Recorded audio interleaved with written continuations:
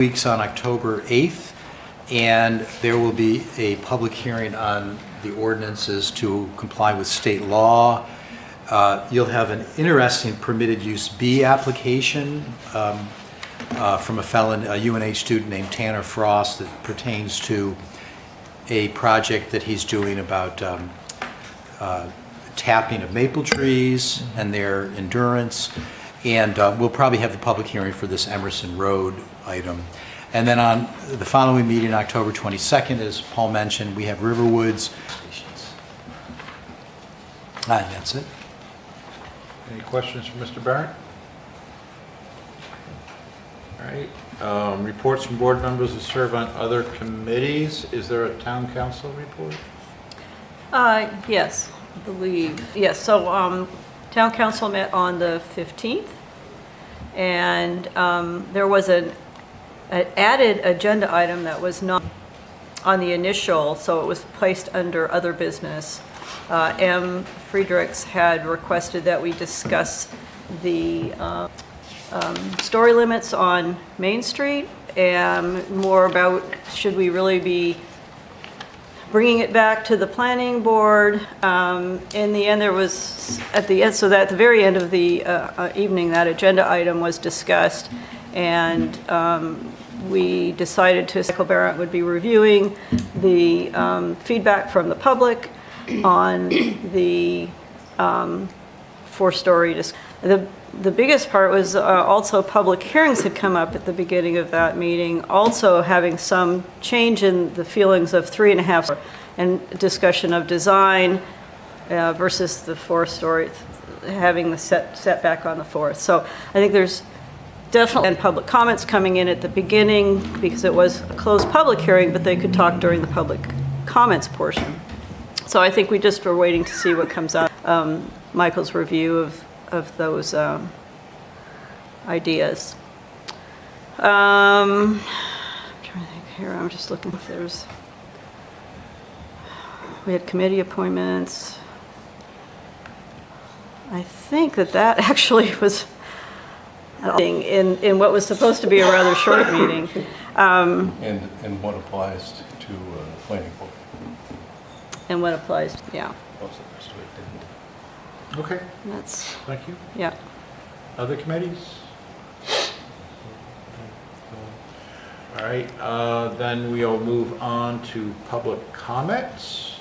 Are there any public comments not on the agenda?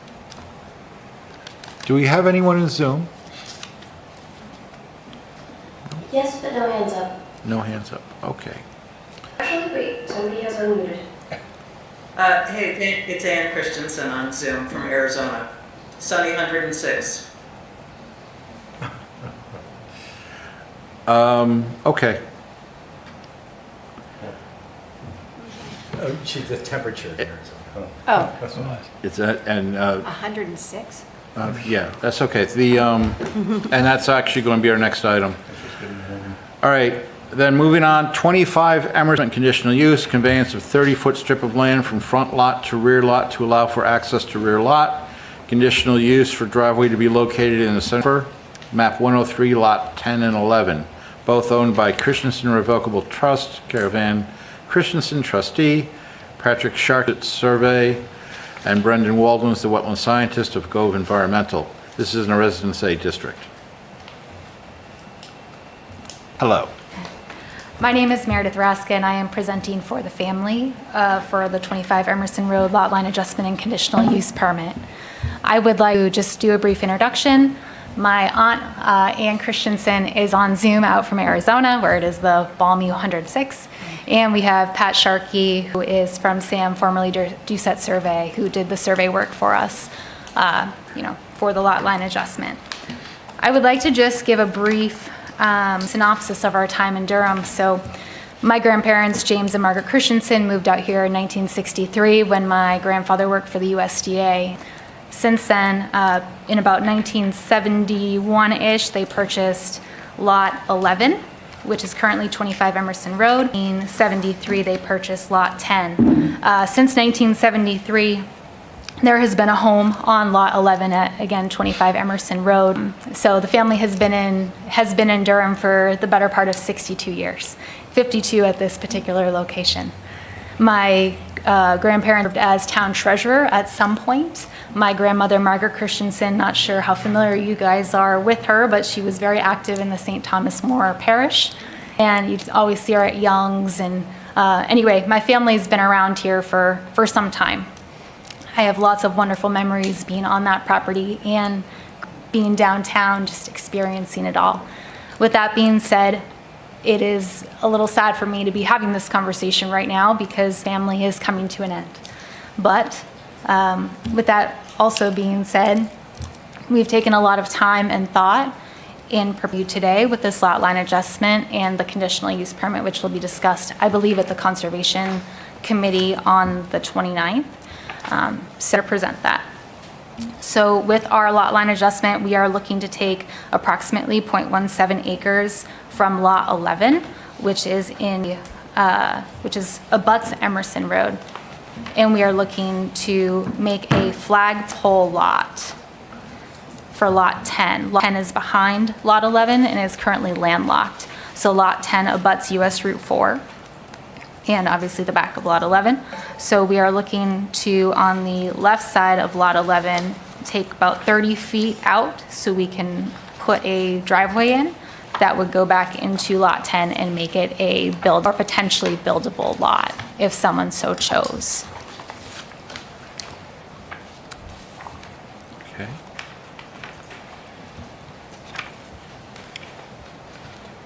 Any questions for the applicant? Is the application complete? Yes. And town has no interest in the other thing, right? Well, the town administrator is here now, but we did receive a note back from Todd Selig about that other town lot that's kind of landlocked adjacent to the east. And I inferred that the town did not have interest in pursuing that at this Okay. time in any manner to try to obtain access to it. All right. Although, yeah, I gather that's the correct inference, even though it is a landlocked town lot. You see where it is, just to the east of Yeah. the rear lot. All right.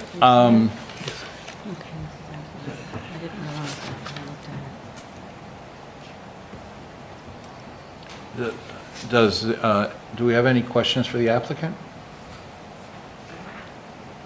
No? Shall we schedule the public hearing then for our next meeting? That works for you? Sounds good? 2 weeks from today? Be October 8th. Okay. And we will have the signs out 10 days prior, is that correct? Yes. Okay, sounds good. They will be out by this Friday. And I assume you don't want to do a site walk for this. But you can walk by on your own, you can see it pretty well, yeah. If any And planning board member wanted to walk to the back just to see the rear lot, would that be okay if anybody comes out there just to walk to the? Oh. Yeah, I think the house is empty, right? The house is empty at this point. Yes, it is empty currently. Okay. Wonderful. And did you accept it as? Not yet. Okay. All right, then we need a motion to accept the application as complete. So moved. Second. So moved by Julian and seconded by Peyton. And we will end this public hearing set for October. I did get that date correct, right? Yeah. Yeah. Very good. I'll see you. Okay, and Mr. Chair, I just had one other question. I know that the property owner, Ann Christensen, is on the line, and I believe that her surveyor, Pat Sharkey, is also on the line, so that they can plan for their wetland scientists will join the Conservation Commission this Monday to help them review the environmental issues. To have either the surveyor or the wetland scientist join the meeting on October 8th, is there any reason that you'd want them to be here accordingly? Only if the Conservation Commission comes up with something that they want to require I mean, otherwise, I don't really see this as, because we're touching a buffer. I can ask on Monday at the meeting. Yeah. Right, and then the surveyor will, neither one will be here. The surveyor's here if you have questions, but it sounds So- like it's pretty straightforward. Me too. Yeah. Wonderful. Okay. Thank you. Okay. Thanks to you all. Have a good night. Thank you.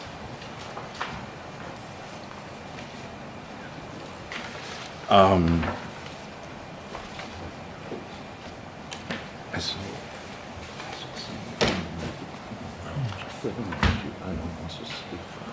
you might, yeah. Mr. Berlin? Would you like to speak a public comment? Yeah, for sure. All right. There's still an opportunity, appreciate that, yeah. Thank you. I don't know if anyone was able to, sorry, Jeff Berlin, 3 Cowell Drive. I was able to read it, but it was something that I had talked with a few people about, that if we're really trying to build out workforce housing, that I think we need to incentivize in the zoning, and knowing that different zoning things can originate in many places, I figured come here. And I'm open to a discussion about it if you wanted to have that. The public comment for me is just pointing that out, and that, you know, I talked to a few people on the town council at Paul and with Michael and Todd, Audrey and Brendan, I think a few weeks ago, and we just sort of were talking about a property that I own at 10 Cal, and that I can now build a rooming house. Basically, as big as I can build it within the setbacks and the ratios, I can now build a room I want, as long as I put a sprinkler system in there. I say, well, is that really, you know, I'm on the record as not caring what we build. You know, I'm for adding supply.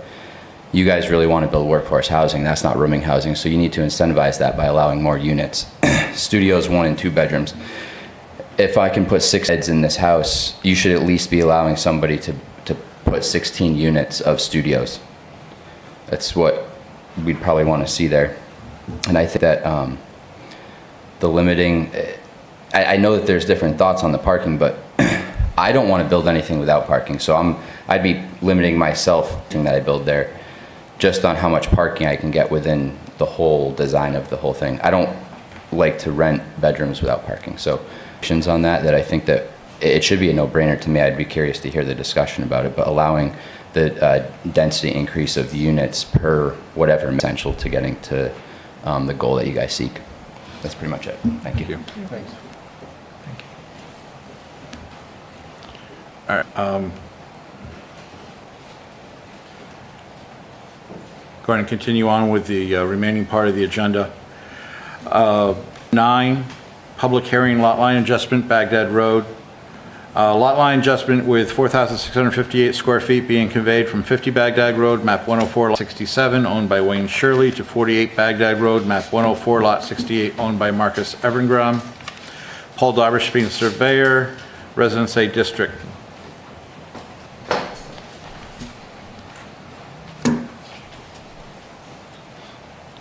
Good evening. It's Steak and Stones Land Surveying here on behalf of the owners and applicants, Marcus Evergam and Wayne Shirley.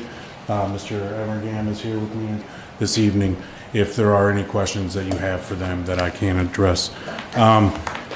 Since we went over this fairly thoroughly in the last meeting, I'll just kind of go over it again real quickly, just for anyone who wasn't here or any members of the public who might have an interest who weren't previous hearing.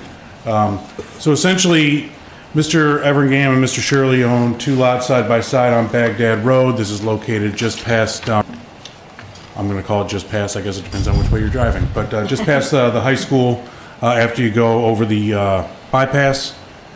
So it's a, you know, I think most people are familiar with the neighborhood. It's a fairly normal residential neighborhood, fairly densely developed. Is looking to essentially purchase a 20-foot strip along their shared boundary line from Mr. Shirley that will amount to, if I can read my eyes are getting bad as I get older. Sorry, my own plan. 4,658 square feet. from Baghdad Road back down to Little Hale Creek. Discussed at the last meeting, we did request and were granted waivers to not survey Mr. Shirley's property in its entirety. Both lots will be conforming with the zonance. There'll be no encroachments created by this. And I was reminded after the last meeting by Mr. Evergam, one of the driving factors of this request, which I think is just important to note, is that when he purchased this lot and built his home, I think I mentioned last time that there was, and I think most people who went around here saw it, there was a kind of a decrepit house there that had been abandoned for some time, and he tore it down and replaced it with a new home. There were some restrictions to the back because of some wetlands associated with Little Hale Creek as far as where he could put the house with the building setbacks. And as we pulled the house back from the road to be conforming with the setback, but he built it a little bit close to the sideline because it was in the existing, it was matching the existing house that was there. And so this purchase will help kind of open up that side yard and actually make it more conforming with the intent of the zoning ordinance. So, I mean, really, I think it's fairly straightforward. I think the biggest discussion we had last time was mainly about waiver request, and I appreciate the board granting that. And we've reviewed the notice of decision. Nothing objectionable. I'd be happy to answer any questions that anybody has, and look forward to your approval. Thank you. We'll go through the public hearing. I'll move that we open the public hearing. So moved. So moved. All in favor? Aye. Is there anyone here who'd like to speak on this matter?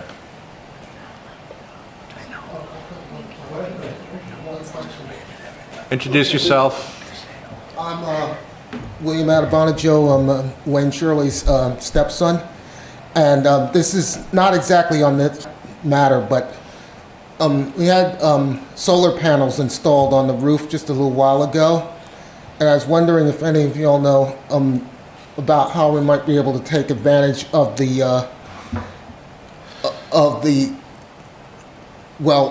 getting credits for the energy and sell back to the energy companies.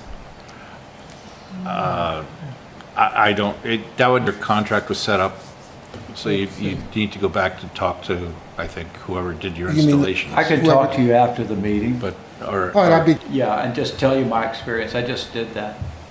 oh, Okay. good, okay. I just went through it as well, so you can corner this side of the table. I'll make time for it. Thank you. I might want to hear that too. Me too. Are there any hands in Zoom? Nope.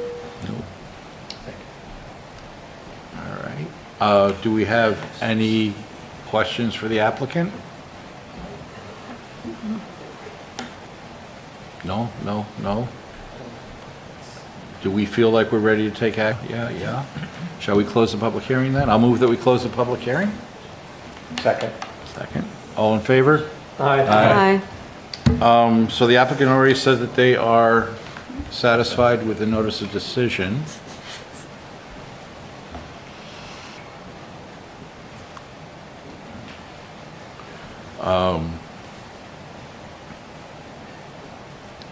And have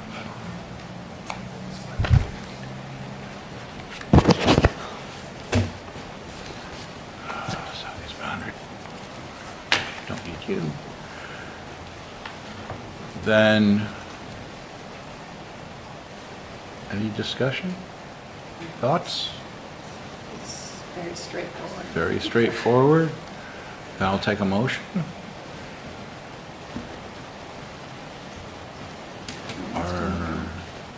Yeah, Richard's not here, so nobody wants to make a motion. All right, I will move that we accept application for a lot line adjustment with 4,658 square feet being conveyed from 50 Baghdad Road, map 104, lot 67, owned 48 Road, Baghdad Road, map 104, lot 68, owned by Marcus Evergraham.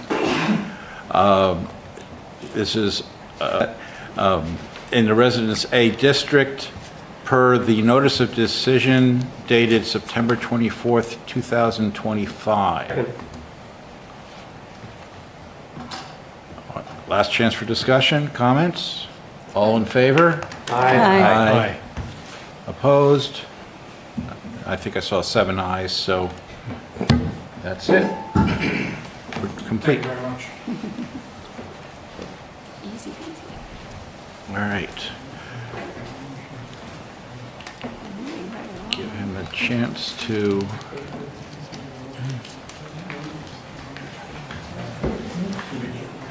All right, Gail. Pass it off? Okay. Got bumped up, Must just be here for backup. huh? The next item was postponed, so you're up. All right, and our next item will be Capital Improvements Program, review of proposed 2026-2035 Capital Improvements Program with Todd Selig, Town Administrator, and Gail Jablonski. It's that time of year again? Wow. Just be happy you're not on council. 5 years now. 5 years, That sounds good. So good evening, I'm Todd Selig. I'm excited to be this evening. So this evening we're going to talk a little bit about the proposed capital improvements program for the years 2026 through 2035. I'm accompanied this evening with Gail Jablonski, our business manager. We have David Emanuel and Rob Atwater, our chief fire department. I believe online we have Rich Rain, or he's going to join us shortly. He's our Public Works Director. And Rainey Kelly, our Police Chief, will join us online via Zoom. So these are items, I think you all have a copy of the plan in your packets. These are all items that you have that have been requested by departments, boards, committees, commissions, and in some cases external entities. Items to be included in the capital improvement program have a value of $10,000 or more and generally a lifespan of 5 or more years. Our charter, which is our governing document, our constitution for the town of Durham, requires that we pull together a 6-year capital improvement program, but we could go beyond that to a 10-year plan. I've just found it's more helpful to get a little bit of a farther view of our collective future in terms of big ticket. Again, this is a draft. It's what Gail and I have received. We're in the process of reviewing it now, and we're in the process of meeting with departments one by one to talk about their and also their capital budget requests. And so we'll lead you through a few of the highlights. From the planning board point of view, generally speaking, at things that are development related, do we need a new ladder truck and how does that apply to new buildings or projects that might be proposed? New roadway systems or infrastructure like water, wastewater, stormwater. So we'll touch upon some of that at Public Works. But then with police and fire and also recreation, which I'll touch on, we'll just highlight a few items that are contained in the plan. And your feedback is helpful for me and for Gail, the departments, as we fine tune this document and get it ready for presentation to the council, which we present according to town charter by the last business day in October, along with the town budget. And whatever is programmed into the proposed 26 capital improvement program is also part of the proposed budget in one way or another. So if you turn to page, it's not page, let me just see. The first page with a graphic on it, it's got like a matrix, and that will give you the page number on the far left side of every item. So we'll start this evening with Rainey Kelly at the police department, assuming he's with us, and hopefully he is. Yep, he is. Great. And he is going to cover items on page 46 and 47, vehicle replacement and side replacements. So Rainey Kelly. Good evening, everybody. Thank you, Todd. So we have not a lot for capital improvement in the next several years. I put in for 2 police cruisers. We're on a kind of like a 3-year cycle where cruisers 1 year, 2 the next, and then 1 in the 3rd year. And then those cruisers that are being replaced are downshifted to either admin, or they end up, at the end of the day, they end up down in for use for the town for assessing, code enforcement. It's a pool car for the town staff. So that we're requesting 2 cruisers this year for 26, both Ford Explorers, they are hybrid, and I'm very happy to say that we have replaced all of our vehicles, sorry about that, folks. All of our gas guzzling cruisers that we had normally, had good luck with over the years, but Ford kind of did away with the Taurus model. They went to the Ford Explorer, the hybrid, and hybrid. It's done a few things. It helps with our carbon footprint. It helps out with fuel consumption. So, past several years, we've had to bite the bullet and get only one cruiser to replace, to be moved down. And we got away with it for a couple of years, but I think what we're seeing now is the car offline, that we're downshifted to either a pool car or to a detective or captain. They're getting higher and higher in mileage now, and the repair costs are just simply through the roof. I don't know if any of you had your private vehicles serviced lately, but it's way high, and so it doesn't make economic sense to keep kicking this can down the road. I think that we need to get the two cruises this year and try to get back into sequence, so that when we do turn cars over, they still have something. Town staff and admin staff can use them. So that's all I have as far as the cruisers go. One last 26 is we're looking to replace our current inventory of our sidearm pistols, a 6-hour P320. This will be into our six year.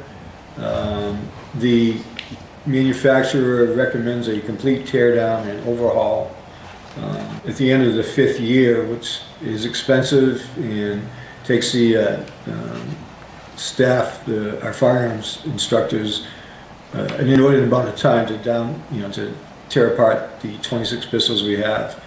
So we're looking to replace the current 6-hour with and that's a 9mm handgun, which is what we currently carry, the 9mm. Solicited bids from 3 different firearms manufacturers, Smith & Wesson, 6-hour, and Glock, came in with the best quote, over $21,000 to replace our entire 25 pistol inventory, almost $11,000 higher than that. And Smith & Wesson was way out of the ballpark as far as price goes.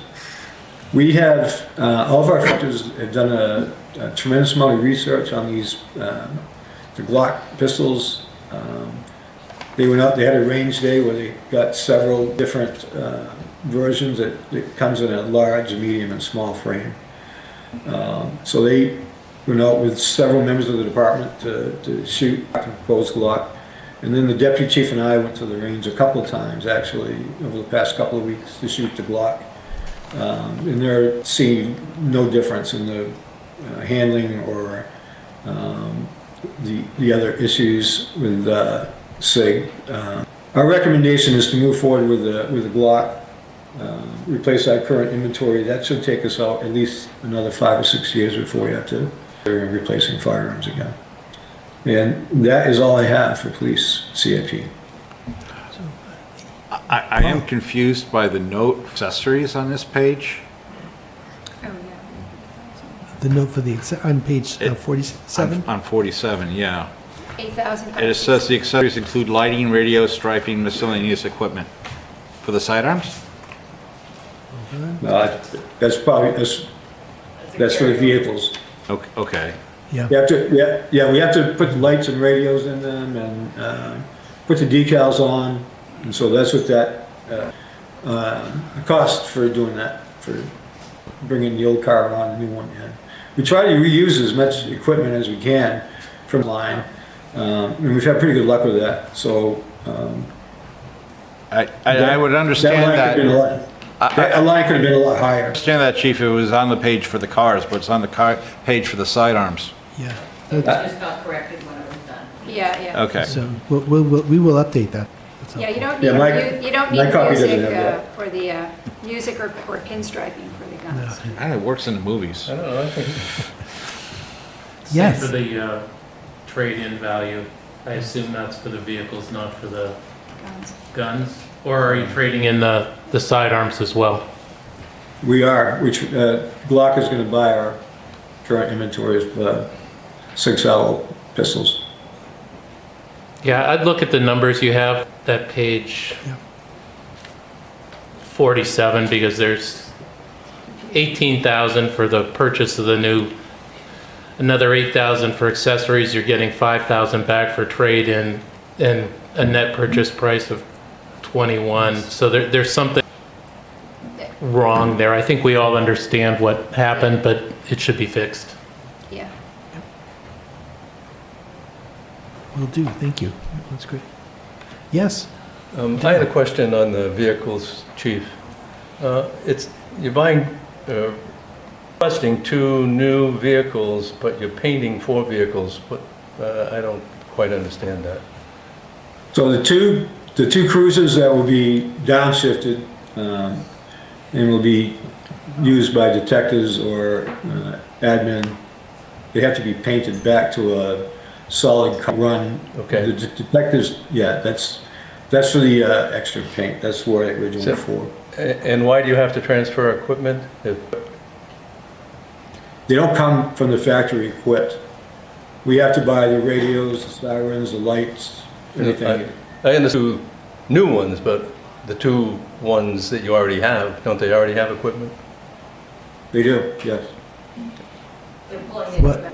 Right, they take the equipment off of the old ones and put them on the new ones, and then they have to equip the old ones with sort of the undercover package of lighting. So it's different than the duty cruisers have. Thank you. Yeah. And then so two frontline vehicles get downshifted to the admin staff at the police department, and then their oldest 2 vehicles get downshifted here or to Public Works for general use. And since they're already usually dreary black or dark blue, we just keep them that color when they get shifted to us. Yeah. A question. Chief, I noticed on page 47, you say that each sidearm was purchased and well-maintained, but they are nearing the end of the recommended life cycle. Who recommended this life cycle? And why is it only 5 years? I'm sorry? My firearms instructors namely, but even the manufacturers regularly tear down in the 6th year. And that takes time and costs money. These 6 hours we have that we're using now have had thousands of rounds fired through them. I mean, we do a lot of training on the range. Yes, I understand about the training. Yeah. Okay, I won't pursue this. I might talk to you separately one day, just for my own information. These handguns last only 5 years. And they're going to be, if they're purchased by the, if you trade them in, what do you think is going to happen to them? Well, Mr. Glock is going to turn around and sell them again. But I don't know that for a fact. I don't know what they do with them.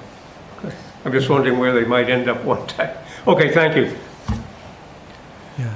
And our goal for the officers is to have firearms that work seamlessly when they need them.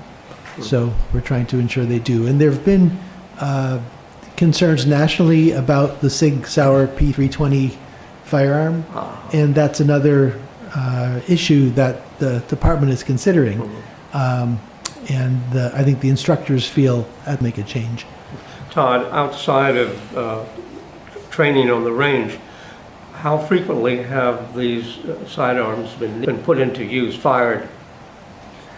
Well, fortunately, very few times, but we have had some officer-involved shootings over the years in Durham. So I'd look to I think there was one maybe 7 or 8 years ago, maybe. We've had three Okay. officer involved, involving three different officers. The last one was a barricade subject who'd been shooting at people. And, unfortunately, one of my officers had to employ deadly force. And that was in which town? Barrington? Kensington. Kensington. Kensington. And that was last year that occurred. Thank you. Yes. Yeah. Good. So if there are no other questions for police, we'll let Rainey go and switch. And the fire department apparatus begins on page 14. Thank you, And, Chief. Thank you. Would you like to come and Chief Atwater?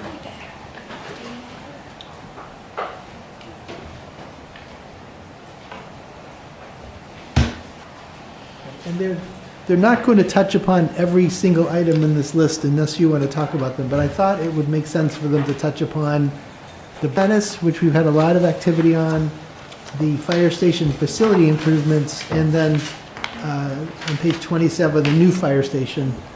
So can you take it away, Chief Emanuel? Thank you. I'm happy to. I am Dave Emanuel. I serve as your fire chief, and this is Robert Atwater. He serves as our deputy.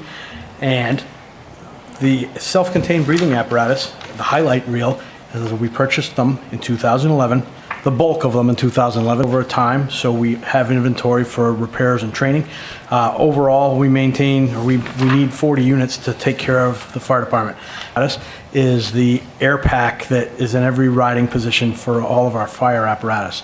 So generally, when you see a firefighter step off the apparatus at a call, and they're protective ensemble with an air pack on their back. This article is for the air packs. So the regulations, or the NFPA standards say the bottle comes out of service. The air pack, it's time for new equipment. So this request is to purchase 40 self-contained apparatus units and a handful of, we maintain 6 60-minute cylinders for our confined space rescue unit, which lets people go down in holes or down tunnels or in confined spaces on supplied breathing air. I know that this is a large request for funding, the total on this, and I wanted to share with you that in preparation for this day coming in 2022, we applied for an assistance to fire. We applied to replace these units, and we were denied because there was still service life left on the apparatus. In 2023, we turned in to replace this equipment lock, stock, and barrel, and we were denied because it wasn't quite at the end of life service. In January 2024, we did our under the same grant to replace this equipment, and we were denied because we were almost there, but we weren't quite out of service. And our fourth application was in December 2024, and this grant, they never made awards on that application process. I understand that the grants were graded, and they were never awarded and grant distributed. So our goal was, you saw last year, we had a $60,000 appropriation for this purpose. That was Durham's match to the grant that we anticipated getting in December 2024. Our feedback from FEMA over the 4 applications were, we like it, we like it, we like it, you're not quite there yet. There's other people that need it more, and December's allocation was never made. So we did everything we could to prepare for this, to spread the burden or to use federal grant municipalities with this purchase. Can I answer any questions on the self-contained breathing apparatus? And the app is used by the firefighters. Is it at end of life in that sense? Yes, Okay. it expires, end of life is the spring of 2026. Yeah. Yes.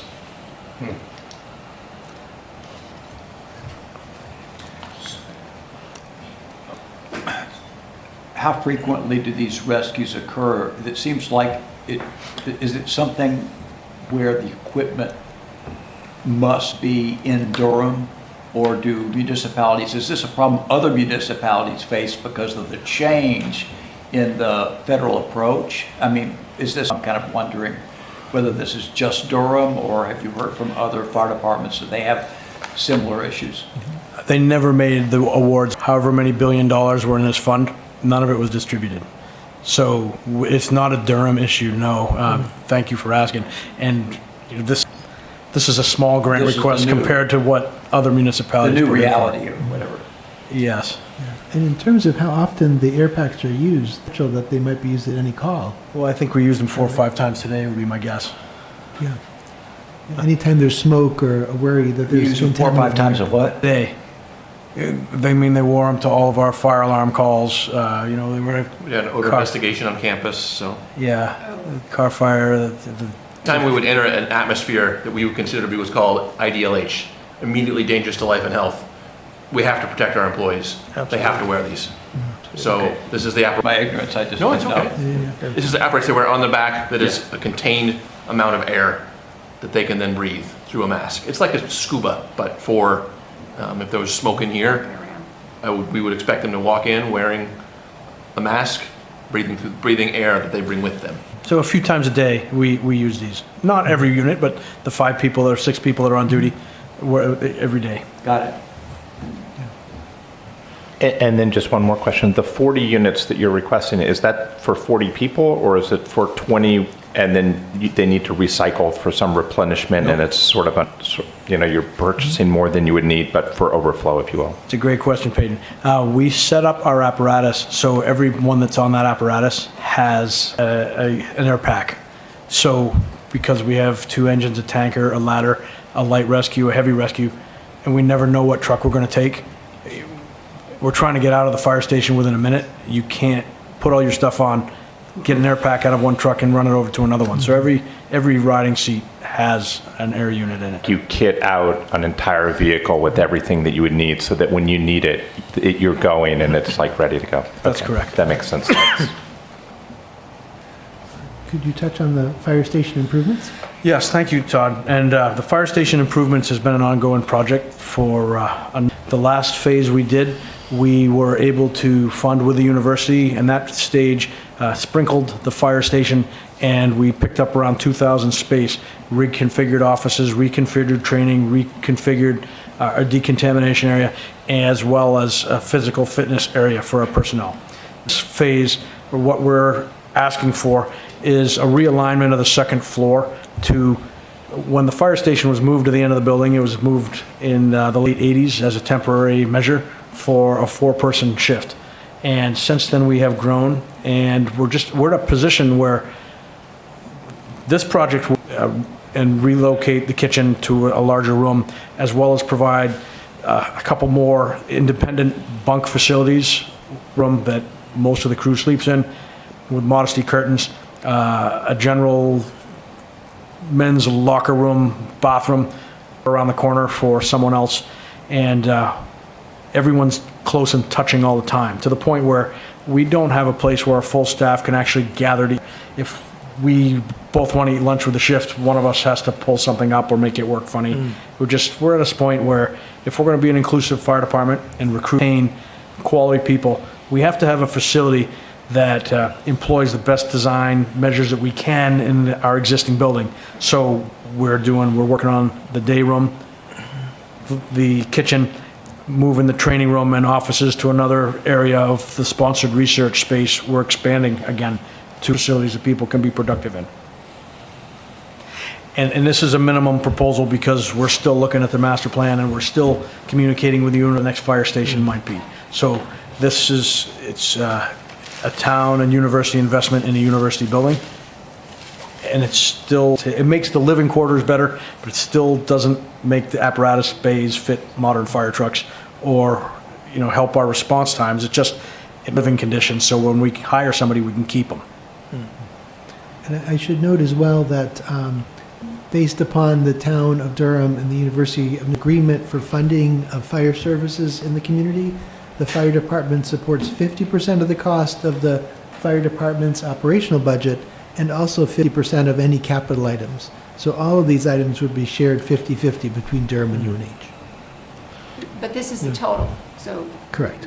That's the total. What actually. Can I have a quick question about, because the fire station, seems like every year this fire station ethereal. Yeah. It's been a 10-year plan for 10 years. When do we get, how longer. close is the town to actually, how's that going? Yeah, unfortunately, we're not close. And in our conversations with the university representatives a week ago, when we met with them about this, they indicated that they just are not in a position, at least for 5 years, probably 10, to move forward like this. Now, there have been some changes on campus as well. The past University of New Hampshire master plan had envisioned making, actually the last two master plans, had envisioned making College Road a walking part of the campus and ending vehicular traffic. And it had also envisioned taking the general service building where the fire department is located out of service and raising it and doing something else there. So the new just come into its own this year has a different vision. College Road remains vehicular, and there are now really no this site. It's just not addressed. So we have more time at the site. 10 years ago, we were concerned that the clock was ticking, and that didn't end up being the case. So that nothing will happen for at least 5 years, probably 10. So, yeah. So, quick question.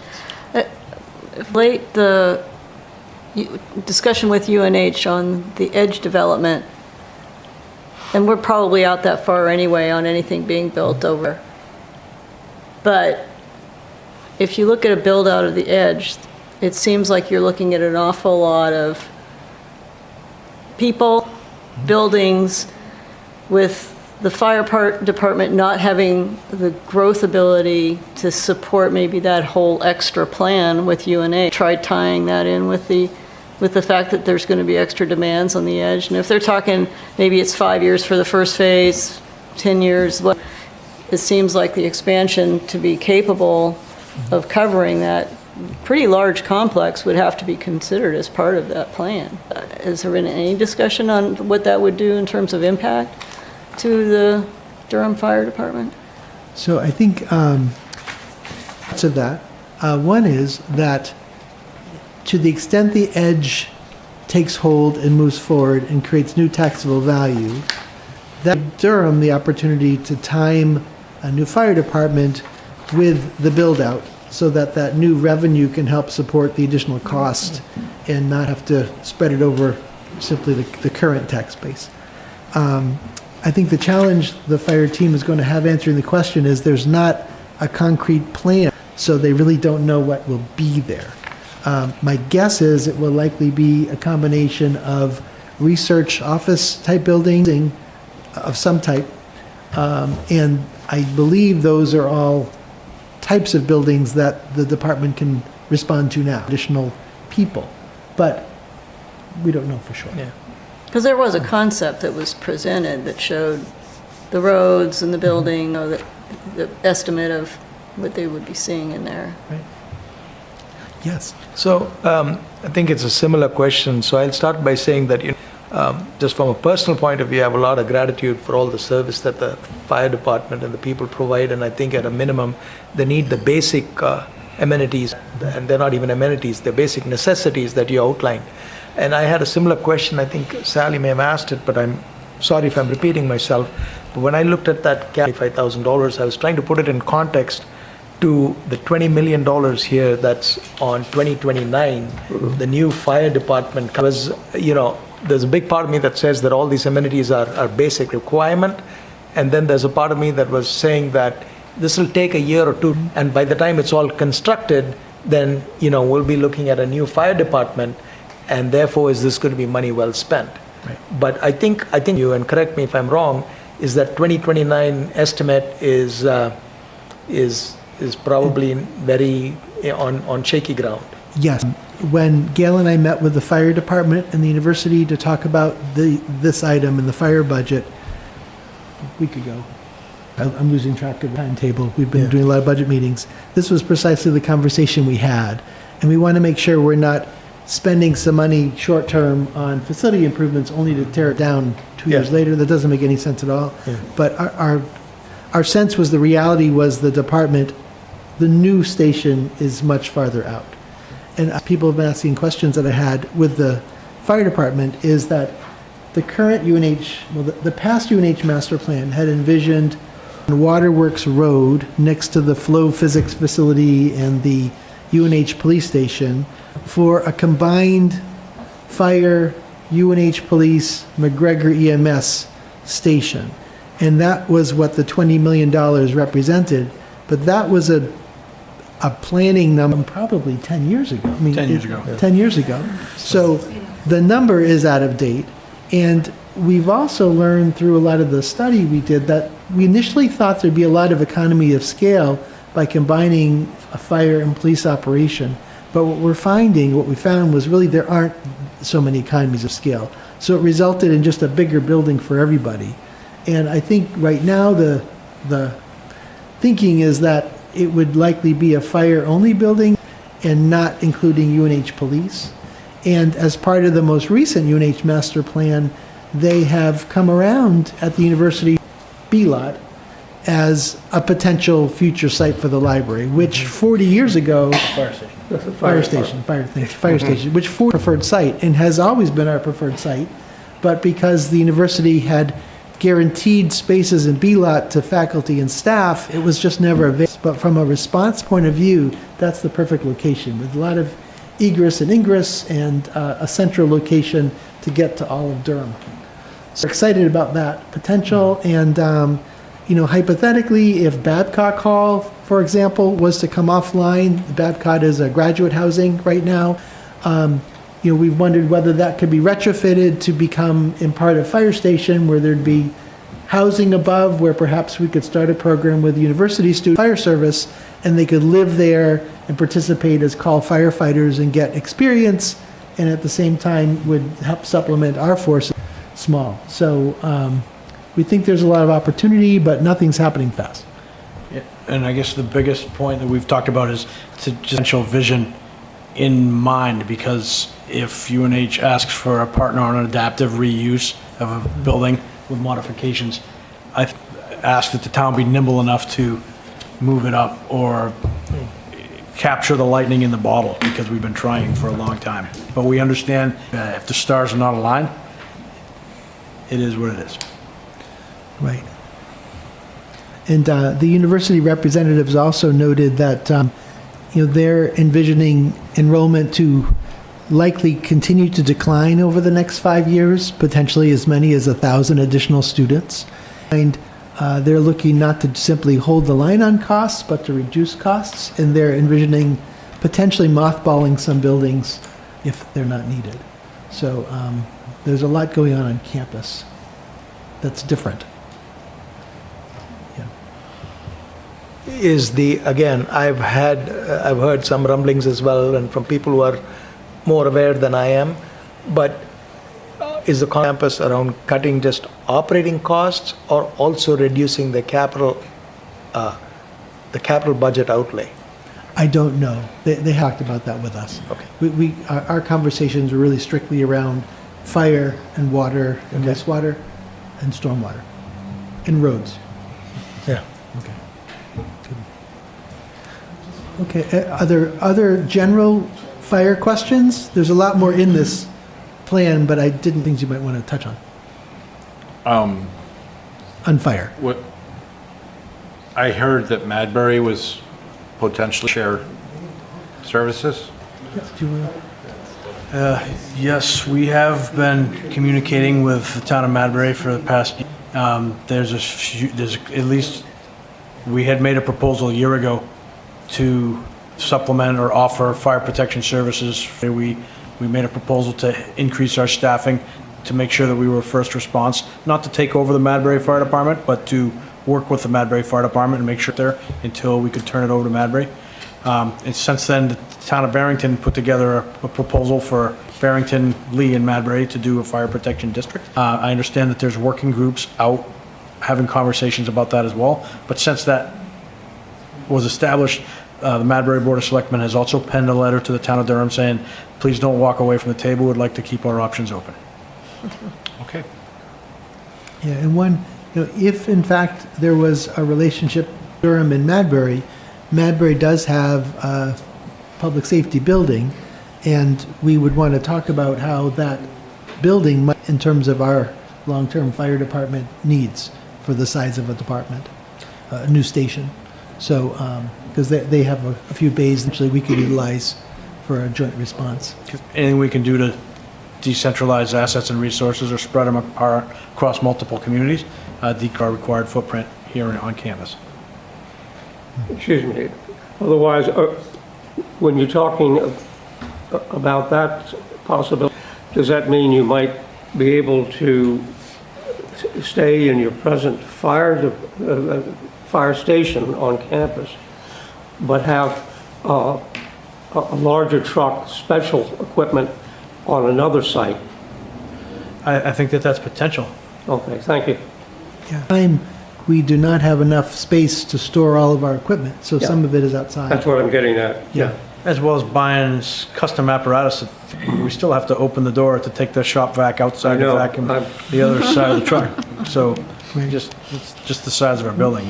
Well, and the called some new equipment that refills the air packs that we talked about earlier. And but it's at the flow physics facility because there's no room in our. So the staff have to go over to the flow physics facility to do those refills. But it came online Friday, Thursday. We purchased it for us a couple years ago. It took us this long to get a space to put it. But again, I'm grateful that UNH came up with space because as an engineer, you can't create more land. And if anybody knows that, you do. The University of New Hampshire helped us create a room that was suitable for a $150,000 air compressor. So we're grateful for that resource. Chief, on page 28 is the aerial ladder truck anticipated for replacement in 2029. And could you maybe just touch upon the ladder truck and whether that can reach all the buildings in town or how tall it could be? Yes, it's approximately it's a 100-foot tower platform. So we can go up approximately, we can hit the top of any of, whether it's the New England Center, Stoke, Christensen, Williamson, any of our 10-story buildings. And I know that we've set it up for the planning board on previous projects. I know that, if you do the Pythagorean theorem, you can figure out how far we can reach to a residential house or how far the street can be from the chimney or the second-story window or the story window. But that we have the capability right now we have a 107-foot aerial platform. And for people who think that the only reason we have the ladder truck is because we host the University of New Hampshire, where do we use the ladder truck most? In the town of Durham. Right. Good. Any other questions about fire? All right, let's move to Public Works. Thank you for your time. Yeah, thank you. Thank you. So I'm looking, is Rich Zoom? Yep, I am, Todd. Just putting my camera on. Thank you, Todd. Thank we you go. so much. Thank you, guys. So for being with us, Rich is not feeling well today. He's under the weather and he's participating remotely. So thanks for sticking in, Rich. Appreciate that. So into Public Works Department, I mean, frankly, this is where most of the planning activity intersects with infrastructure is roads, water, wastewater, water. So, Rich, I was thinking maybe you could touch upon like the road resurfacing program, maybe the Madbury Road Complete Streets program, our large dump trucks, like how they're used, absolutely. Winter maintenance. Those I think would be helpful things. Sure. So, Mr. Chair, I put together, that would be okay. I'd like to share that on my screen. Is that okay? Sure. Great.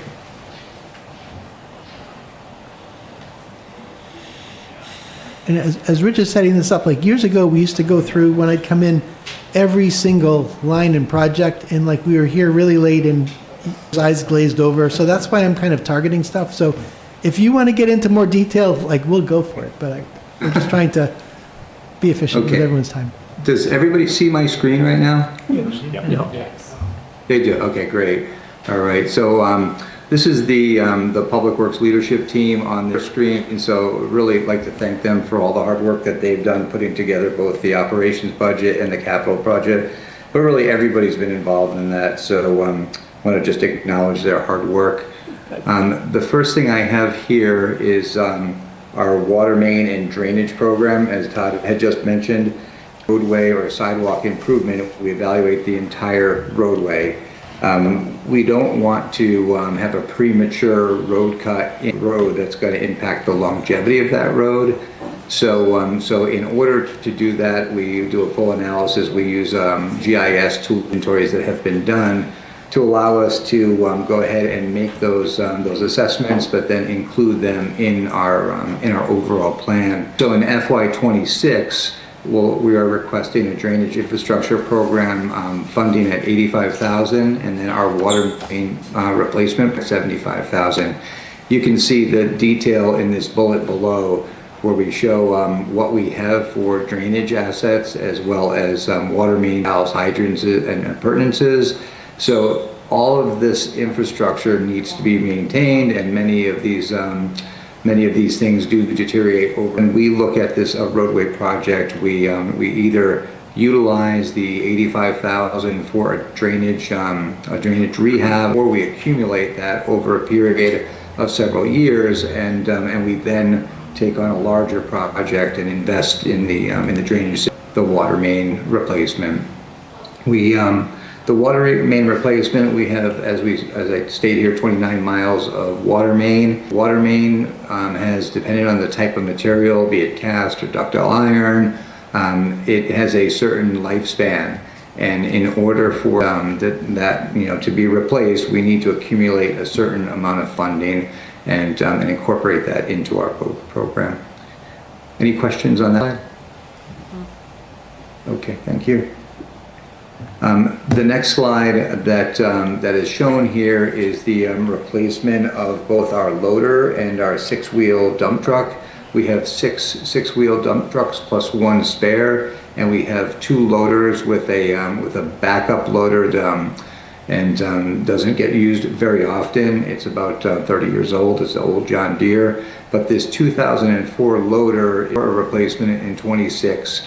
The loader is going to be replaced after 22 years of service, and our dump truck, we have that on a 10-year replacement schedule.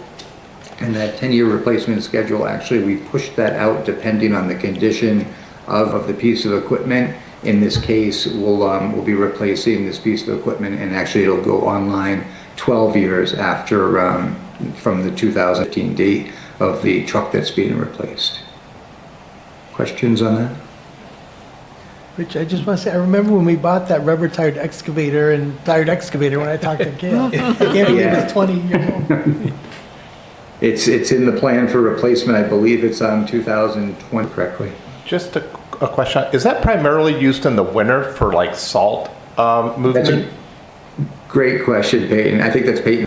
I thought I recognized your voice, Peyton. No, it's a frontline piece of equipment that is used year-round, pretty much 4 per week. In the winter, it's used quite a bit for when we haul snow out of the downtown area, but also when we plow snow and push snow out of parking lots.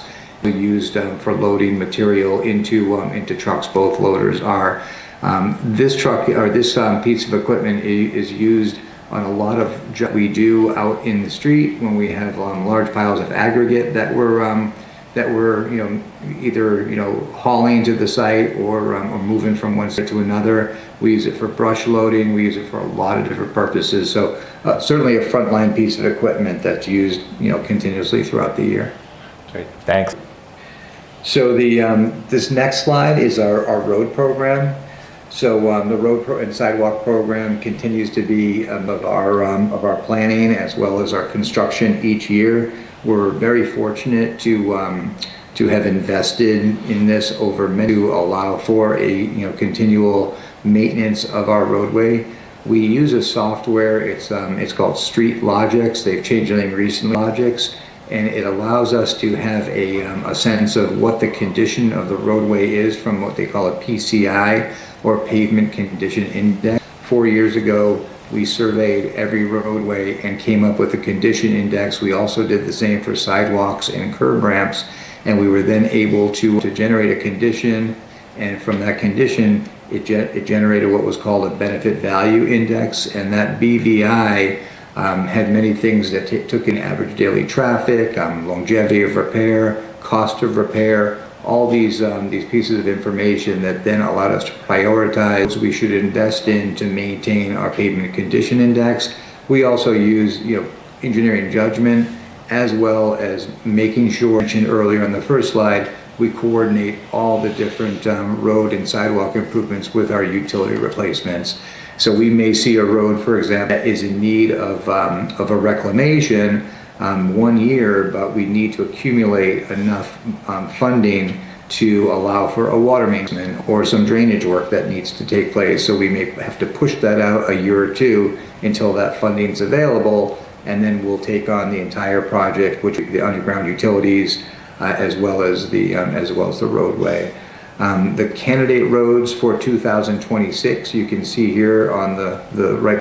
We have reclamation roadways, which are Langley Road, Noble K. Peterson Drive, and a portion of Wiswall Road, about 1,020 for condition. The rest does not require any work other than maybe some crack sealing in the future.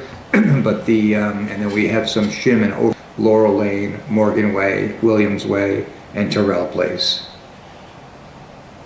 Any questions on the road or sidewalk program? Okay, thank you.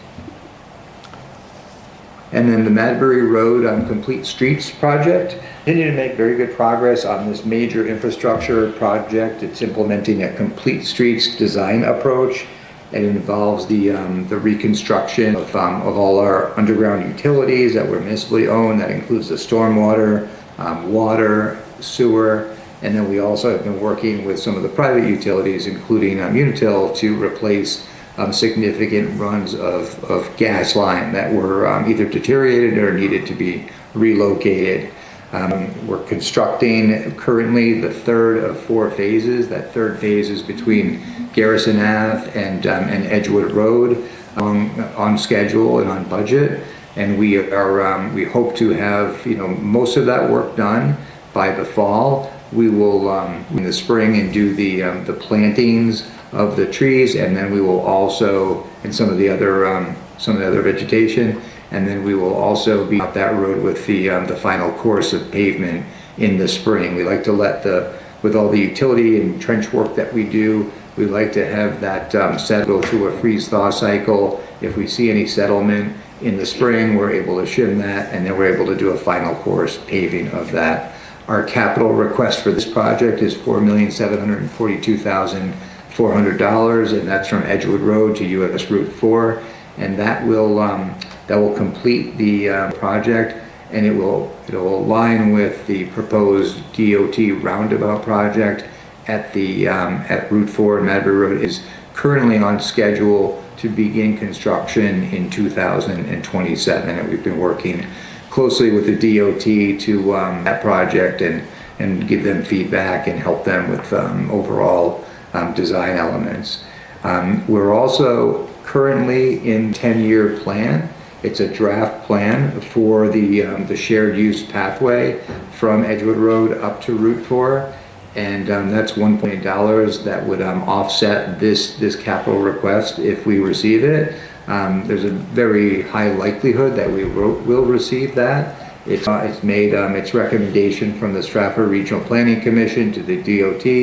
The DOT made that recommendation now to to what they call DCAT. Is the executive counselors who will review that overall plan. This is a TAP project, a Transportation Alternative Program project.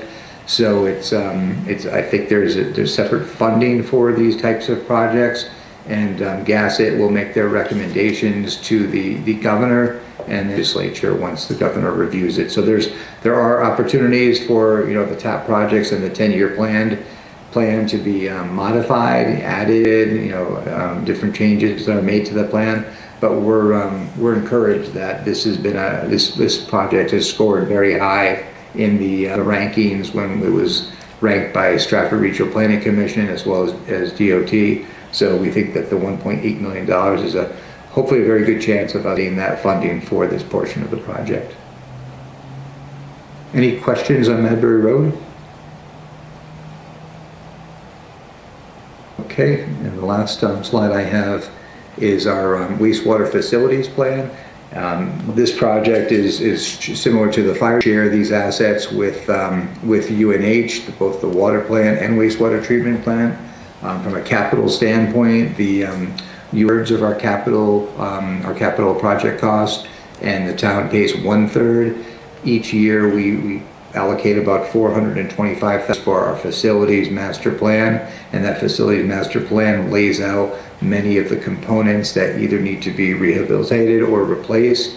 And over the last couple of years, we put a odor control system in place, which we knew was in need of very rudimentary odor control system that did a okay job, but it was really a high drain on energy. And since we put this odor control project online, we've saved over 200,000 kilowatt hours of energy each year. So that's a big plus for some of the upgrades that we've done. And component upgrade, including the primary clarifiers, secondary clarifiers, aeration tanks, and those were all critical to make sure that we can meet our permit in compliance. So we're really happy that those three major pieces of equipment and tankage, all the mechanical equipment has been replaced. And what we're looking for 2026 funding for is to replace the facility exterior lighting with LED and potentially solar fixtures. That whole back area you can see on this slide is it's very large, and it has a lot of process equipment there, not lit at all. There's light poles there, but the fixtures aren't working at all.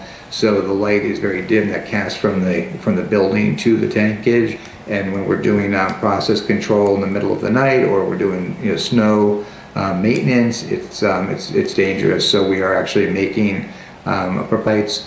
We're also looking to replace 3 of the PLCs, which are currently they're Allen Bradleys, and they've list Allen Bradley discontinued, meaning that they're not manufacturing parts for them anymore.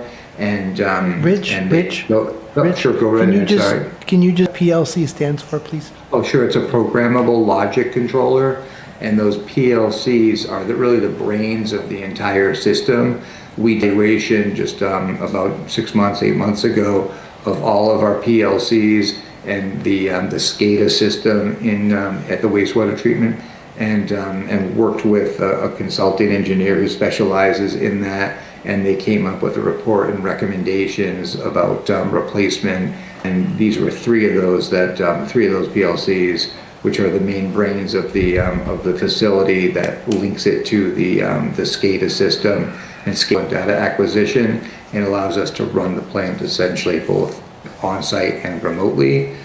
So we'll be looking to replace the PLC. We'll be updating that facilities master plan that I mentioned to reflect all the work that has been done, some escalation in costs for certain, and also any future needs that we've identified.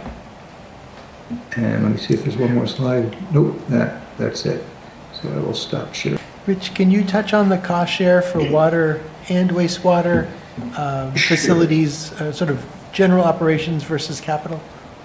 Yeah, as I was saying, we have both water and wastewater agreements with UNH that any of the capital expenditures that we incur, they're paying 2/3, we're paying 1/3, as opposed to the operations budget, which is shared based on water and wastewater usage. Really it's a great investment that we're able to make and pay 1/3 of the cost and get the 100% of the value in return.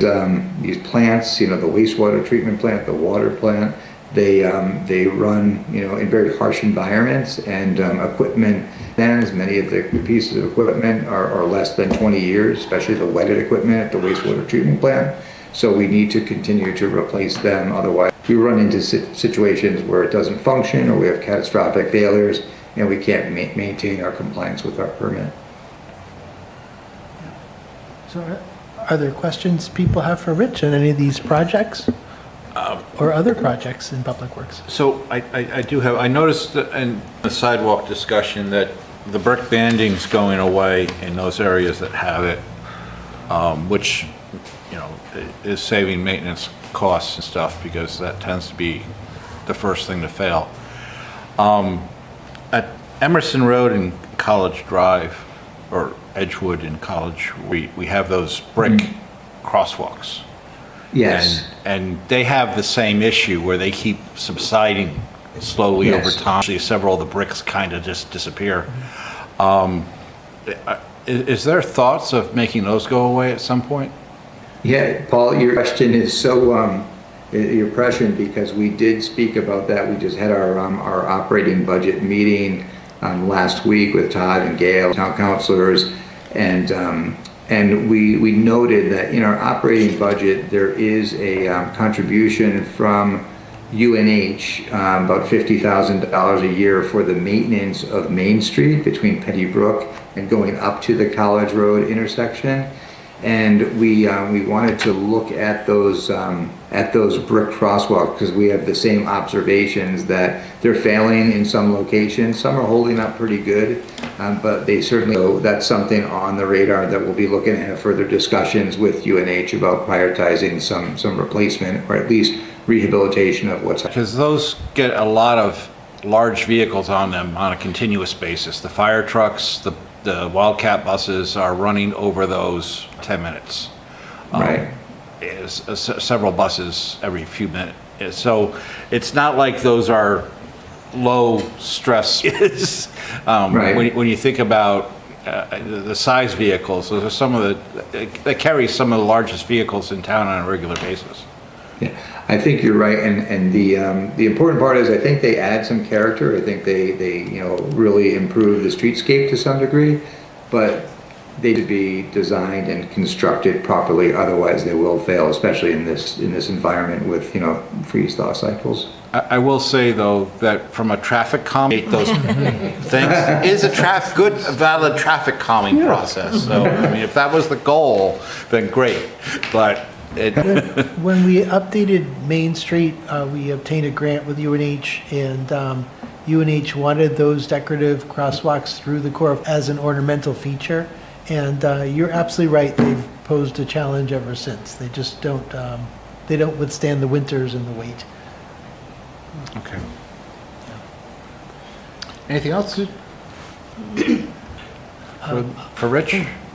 Go ahead, Judd. Before end the Public Works section, I have a question that may be premature. If we remove the pond dam, there are going to, I find nothing in the CIP that takes into account the need to create or maintain recreational and using Mill Pond. I know there's a budget for taking stuff away, for hauling away mud and so on. That comes federal grant if we get it. But we're about to lose a major amenity to the community, recreational, cultural, historic, and I would hope that future CIPs, after consultation, Commission, Parks and Recreation, and so on, would start budgeting for things that will replace what we're losing in terms of recreation and history, etc. But that means various town committees are going to have to start thinking about the future. So, thank you. Yeah, Rich, we've worked on that a little bit? Yeah, definitely. Yeah. And that's a great observation. Appreciate that. So we do have some of different types of recreational trails and boardwalks that we were looking to develop full designs for and potentially either utilize existing funding or request future capital funding as you suggested for those. I will that there is an invasive species control plan that will be a long-term plan that we'll have to manage over time, which will prevent a lot of the invasives from moving in once that is drained and the river reestablished. So no, it's a great observation, and I think that as funding may allow, right now the biggest challenge we have on any project really is cost escalation, significant increases in cost on all of these civil projects that we're embarking on, and we're trying to manage budgets very closely. Will be something that we want to look at in the future and have a recreational piece attached to the to this newly constructed facility. Thank you. Thank you. One other project I'll just mention in passing is the Parks and Recreation Department has requested funds to resurface the tennis courts at Woodridge and potentially create more ability to cross-use those for tennis and also pickleball. So that's in there as well. The current court has some significant cracking, which creates some safety hazards in one portion of it. So that's a concern. I didn't know. Yes. I saw the results of the survey, public potential, wishes of the public with respect to parks, including Woodridge and Jackson's Landing. And yes. So Churchill Rink it's sort of a regional amenity more than a town amenity. Is why it's sort of freestanding from user fees. Is that correct? Yes. Is that also the case with respect to demands for capital for some of us that were expressed by the public? Because there was a lot of I could see, I just wondered when I saw some of the rather, The ambitious, yes. shall we say, improvements to make that a better skating rink for the whole region. I kind of wonder what the town's, position and so forth is on capital demands for a facility like that. It's our property, but Yeah, is also more of a regional amenity as much as a town amenity. Yeah, so the town of Durham there's a long history of the church. About 20 years ago, the town took that over from the Oyster River Youth Association, which at the time was no longer able to manage it. We did so with the goal of it being self-sufficient. And so we set up an enterprise fund, and it generates revenue that it requires in expenditures, and that lets us build a reserve, which we then use for the capital needs of the facility. And so it's always been, if we were to enclose it, which the users say they want, would we be able to generate enough revenue to cover those increased costs, the debt service to enclose it? Because it's not simply putting on sides. Once you do the sides, you need HVAC and et cetera. And there's a goal that we've heard from some residents as well, which is contained in that report, of developing a community center somewhere in town. And so the thought is perhaps that could double offices for Parks and Recreation and space for indoor programming. Because the only space Durham owns for indoor operation is in the historic old town hall courthouse. And it's a very small space that's kind of strangely laid out. And we need to use the Oyster River School District facilities or other facilities we can find. And that creates some limitations in what Parks and Rec in terms of programs and timing. And so last year we had allocated funding for the rink and some of the rink supporters to do some fundraising feeling to see if there seemed to be an appetite for fundraising and to start in on some preliminary design. So we had a hard number for what the cost would be, and that's all still in motion. Okay. But it's an ongoing conversation we have with everybody is, can we really pull this off? Is it viable? And it's hard. If you overextend, then it's not covering its own costs. It becomes a drain on the tax base. So right now we kind of have a good thing going where it's self-sufficient, it meets the basic needs, the interest creates an amenity that's totally available for Durham people to come use. So it's kind of a win-win right now. And we're hopeful we can go beyond that, but the jury's still out. It's a really good observation. Yeah. Yes. Yeah, just another quick question. I mean, all these projects that we talked, they seem very rational, and one can, see how they're necessary for the town and so on. I just have a question from a financial point of view, just out of curiosity.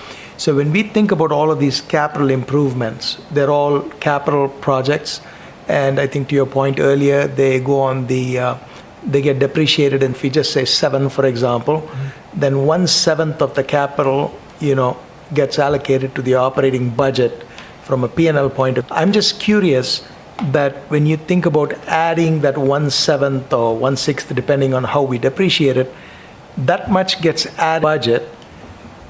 Is it sort of balanced by what comes off the operating budget?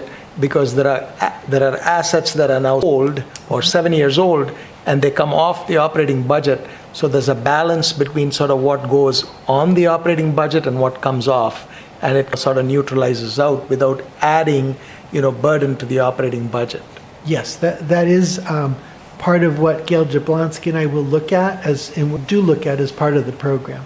Okay. And I like to think of the capital improvement program as kind of air traffic control, and we have a lot of planes that are hopeful one day they may come in for a landing, but we're going to ultimately decide where they're going to program for a landing and if they ever come in for a landing. Got it. And that's one of the things we look at. We look at tax-based projections, or if it's a recession year or not. There are a lot of different levers. Thank you. Is there anything else? Anything else? No, I don't think so. So thank you. Any more questions, Peyton? Just one, and sort of you can sort of see around the, a lot of us are going digital first. So we used to get packets and those were terrific. And then there's a lot of information that's available. I find that one versus, well, I use the website a lot, and so that's extremely helpful. I also use the GIS system quite a bit. And so there isn't, at least an ask that the GIS system is sort of always updated. Like a lot of things will still say, you know, in draft form, or I'm never quite sure if I can rely on that information that's there. So from sort of a planning perspective, at least for me, that's really important to be able to access the GIS. Sure, it's updated. I know there's some line items for that, but it's, at least for me, it's very important. No, so this is great feedback, because we moved into a question that I always ask the departments is, do we still need to keep doing this? So one of the questions I had for the GIS team was, you know, we've had a number of system up and running. Can we just kind of stop now and maybe come back in 5 years? And the response was no, because we've got to keep everything up to date, which means constant care, updating. And hearing that you use it is very helpful to know and rely on it. And the other thing to get into now that we have systems in place is to use it more and more for analytics, because the GIS team showed an example where the fire department is trying to evaluate what's their call volume, where are the largest calls, and in particular we were looking at EMS calls, ambulance calls, and in particular looking at developments like Riverwoods, Durham, where there are an inordinate number of calls for people who perhaps have fallen out of bed. It's not actually not a hospital run, but they need help, and that's driving service. And so, and not Riverwoods, but it's that way with all of our sort of elderly living arrangements in town. We're seeing an uptick in calls. So we're trying to handle on what that looks like, what time the calls are taking place, what days they're taking place, if we could somehow reallocate resources to deal with that more effectively, if we maybe enter into conversation with Riverwoods, for example, to say, hey, we're noticing on this day or these times there's an uptick. Is there something you could do, Riverwoods, to help address these issues so we don't have to come on an emergency basis and tie up crews? So I believe in the years to come, GIS will become more important analytic work. That's terrific. And I was thinking about the same thing even for traffic incidents and for other things where you would want to, or is there some, density of problem areas that are easily to identify? And GIS seems critical for that. Yes. Just other requests is if there could be a GIS overlay for the current use, because I know that there is a fair in Durham that's registered under current use, and I think that changes the tax calculation for some of that land. That could also be useful just as a data analysis and to understand, looking at that, what are those lots and how much property is that. So the GIS for me is very important, and there's certain lot that could be added there. Right. So thanks for listening on that. Yeah, I'll look into, that's great. I'll check on that. Rob? And Todd, I'm not sure if this is for you or Rich, but as we think about development downtown, is there any lurking possible CIP things through our water if we have incremental progress downtown or out like at the edge that we can't quite point to a particular project? You got any like $1 or $2 million thing ticking in the back of your head that might appear in the next 5 years? So wastewater, we're pretty good. I think it's stormwater, that's the challenge. And I don't know if, Rich, you want to talk about that? Sure. Yeah, no, it's a great question, Rob. I think, so we've made significant improvements on stormwater while we were doing the Madbury Road project. So that all now has meets the hydraulic capacity and requirements, and the infrastructure is now new. We still have some constraints on Petty Brook. So basically from the Petty Brook Main Street, 74 Main Street, area and the stormwater that flows to the backside of that down to Petty Brook in the parking lot and upstream of there are still some hydraulic constraints there that we'll need to deal with at some point in the future. The sewer, there is some also adjacent to Petty and running perpendicular to Main Street at that intersection that is old pipe, a fair amount of deterioration and some manholes, very deep manholes that will need to be replaced. That is, if the 74 Main Street project ever, you know, that will be part of some requirements that are included within the conditions on that project.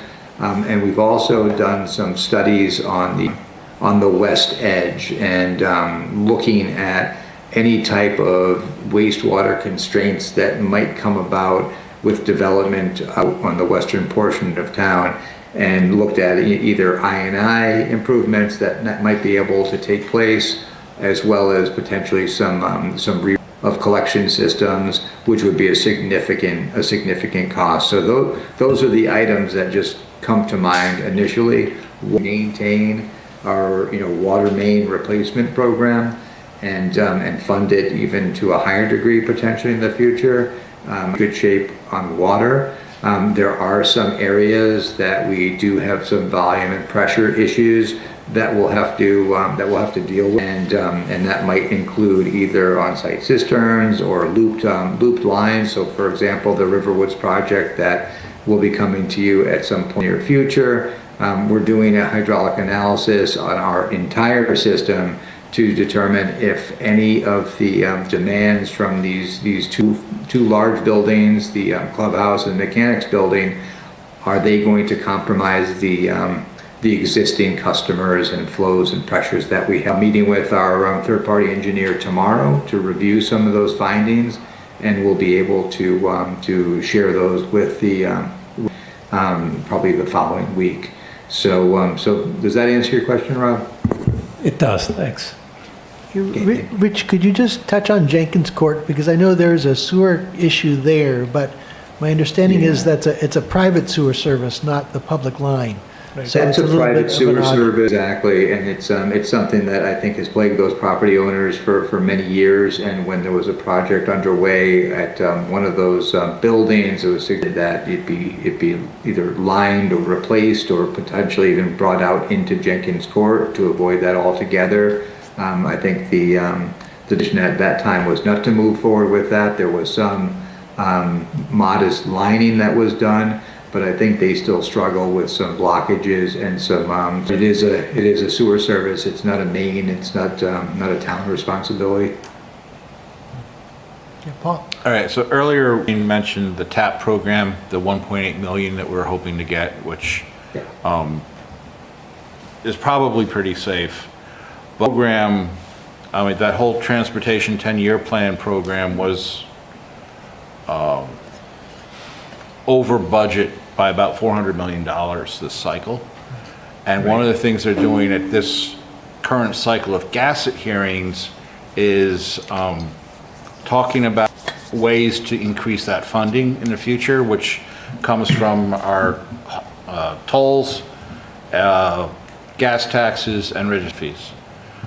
That is one of the topics that DOT is presenting.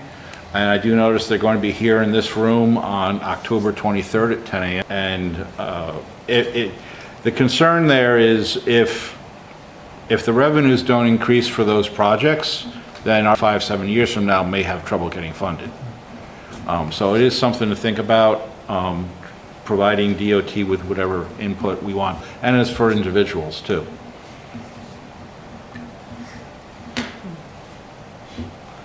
All right, well, thank you all very much for your time this. Before you go, one quick question.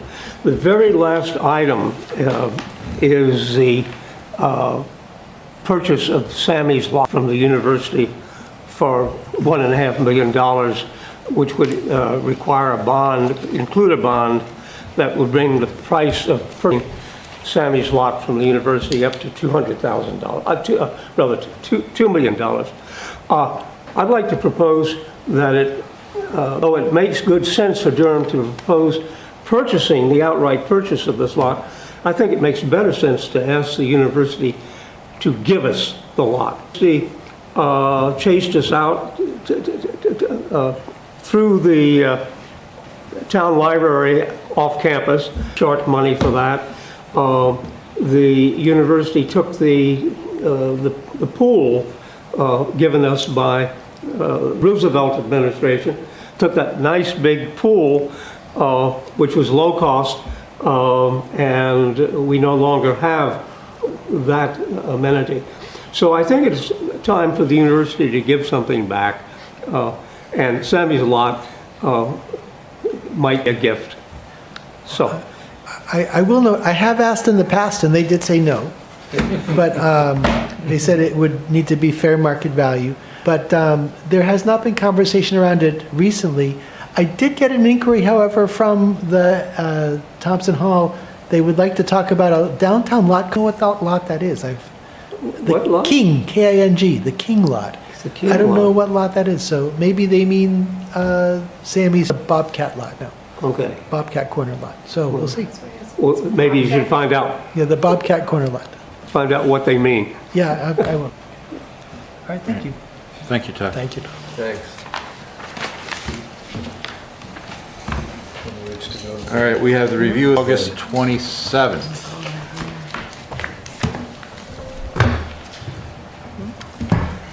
So,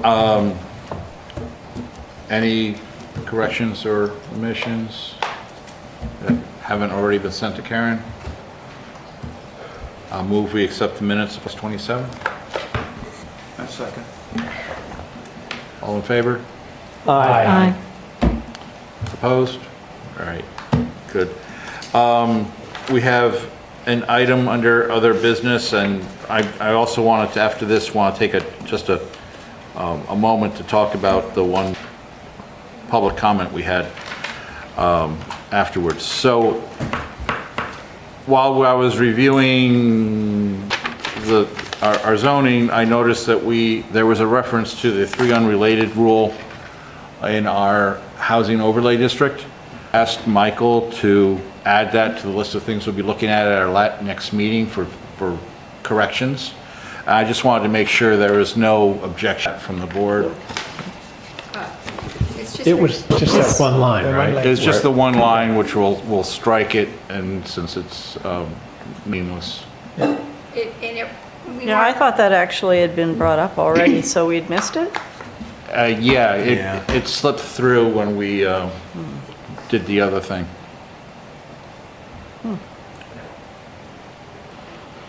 Okay, good.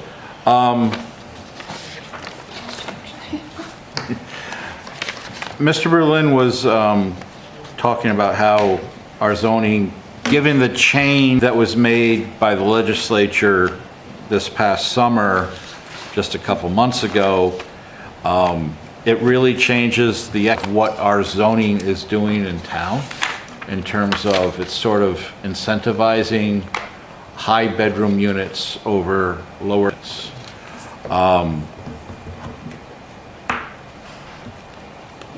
What do we think we? Was he referring to the fact that he can create in a residential zone a boarding house? Effectively, yeah. But he's not able to create multi-unit housing. Multi-unit or multi-family housing in that same zone. Multi-unit, well, yeah. Yeah. Whereas a room sharing one facility for, it does, one kitchen, maybe shared baths, maybe not. Versus a unit are self-containing units with bath and kitchen facilities. We don't have any multi-unit. Even the housing task force didn't recommend adding multi-unit to. No, when we were talking about it, that was before this thing came in, and it doesn't necessarily have to be. I mean, we say multi-unit, but even for family or something like that. We're adding fourplexes. Well, we're going to talk about that. Just a quick question. I thought in the last meeting that we were taking rooming houses off of our list.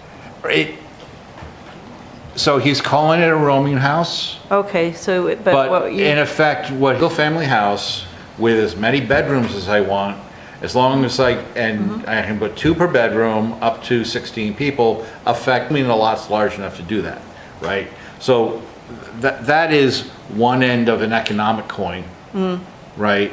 And what he's saying is he'd much prefer to do something with studios and 2-bedroom units, but it doesn't make sense from a developer's point of view to try to do that because ours allow them to do 1. Well, we are, I mean, in the proposed housing task force, allowing permitted 2, 3s, or 4 unit residences. So that would be a 4-unit residence that we are suggesting permitted in all those residential. So RA, RB, and RC. yeah, well, But that would only 4 units. what I'm wondering is maybe, I mean, does it make sense for us to try to chase down the economic side, confront, a little bit, start pointing this out, that maybe that's something we need to fix, or else we could see a proliferation of these high-density single-type scenarios. Did I misread his message, or is he proposing dwelling units, or is he talking about rental? Well, because I mean, he talked about the issue of student rentals in the message. Yeah, I think we have to kind of stop saying student rental because they're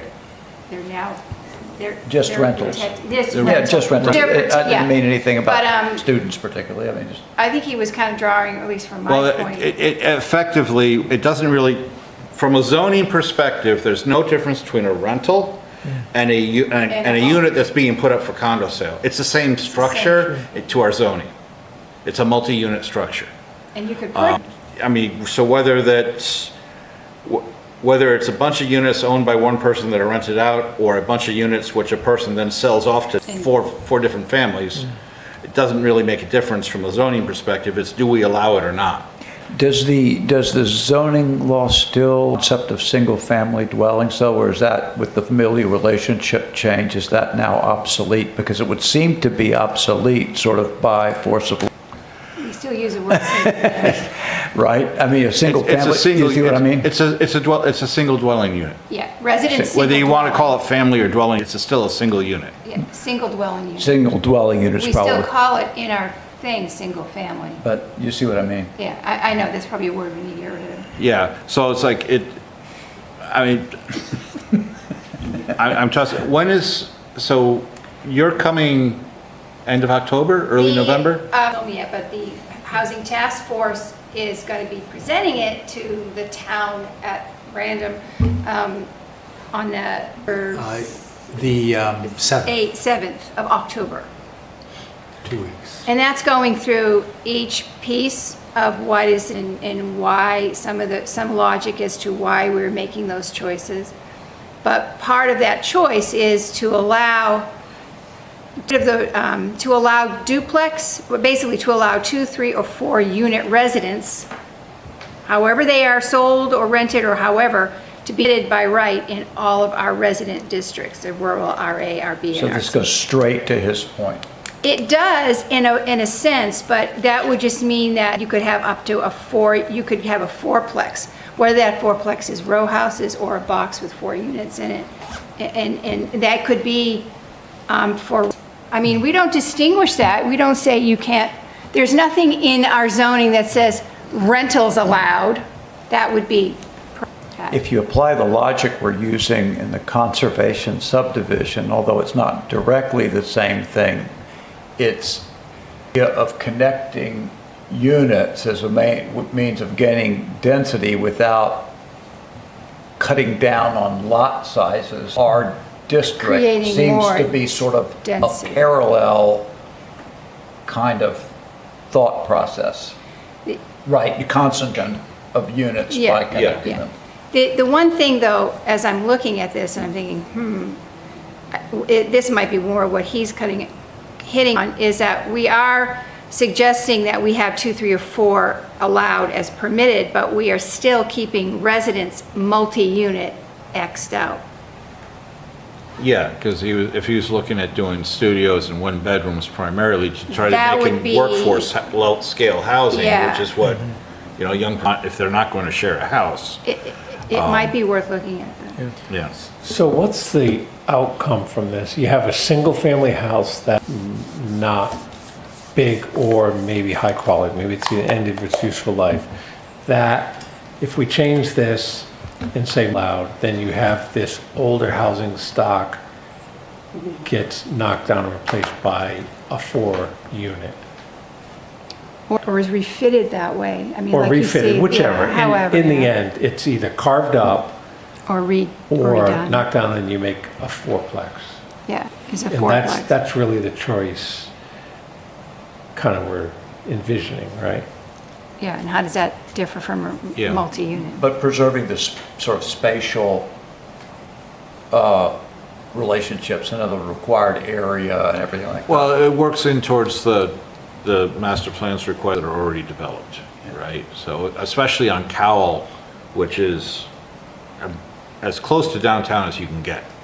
You can't, it's even closer to downtown than Faculty, to be serious. Yeah, it's right around the corner. I mean, it makes sense in that area to be looking at how to do the infill. Definitely. That sort of goes into maybe we need to break up RA district into multiple different RA districts. Because we might not want to allow 4 families everywhere in RA, but in some of them, they definitely would make sense. So, Well, a multi-unit could be 8 units, whereas we're just saying up to 3, 4 duplex. I think we're looking at those as purchase versus a resident multi-unit is being owned by one entity and renting each individual space out. I think so. anyway, the reason I brought it up is I was wondering if anyone was interested in trying to dig into it a little bit more, or whether we'd just wait for the housing task. But with regards to, because there's a tendency for a lot of people to message based on the messenger. So I was just wondering if being able to sort of get an analysis that concurs with that would be worthwhile. Well, I think it sort of implied in what Mr. Berlin was saying is that with this new state law, that there's a good chance that we're going to see houses end up with 4, 5, 6, 7, 8 or more occupants, i.e. students, or we're going to see new buildings erected, as he's proposed, as a rooming house with up to 16 occupants, i.e. And we don't have properties like that. Since we've had the 3 unrelated and the single family, hopefully there's not a lot of single family houses that violate that with 4, 5, 6 students. So, and also with the changes and other additions in development, we don't know that we're now going to see some of the single family houses that have had 3 kids, that they're now going to have 4, 5, and 6 kids in existing single family. And we certainly have not, I don't know if we're going to see any new construction, as Mr. Berlin has talked about, with a new building that's a boarding house with 12 occupants. So maybe we will, maybe we won't. Is that's a bad thing? And we don't know that yet either. It depends what it is and where it's located. And parking's another constraint. Well, let's take students out of it. What about workforce, right? If we're looking at your 25 to 30-year-olds who are looking for a job somewhere out of range of mom's house. Yeah, you might even go up to 40 years old with that. 40 years old. So yeah, I mean, where are they going? They can't afford a single family, right? They're looking for studios, 1 bedrooms, or probably 1 bedroom, 2 bedrooms. One bedroom split a studios. rent with. Are we going to provide that or not? That's what it boils down to. If we're serious about workforce housing, we should be thinking about how we provide to that niche. The option is rooming house or multi-unit small apartments.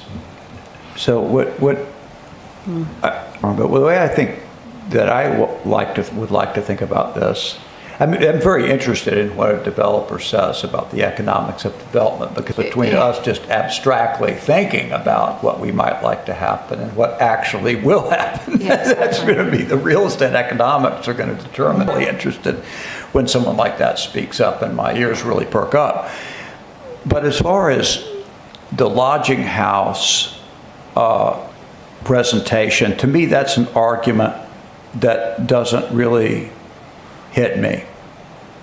I just listened to what he's saying about the residential district and what should be developed there and what makes that practical for workhouse housing. And to me, the lodging houses thing, as Michael was suggesting, and it always was from the beginning. When I read it, I don't care about that. I mean, I'm just thinking, here are these, and to me, the Workforce Housing Initiative, this was sort of exactly their portfolio.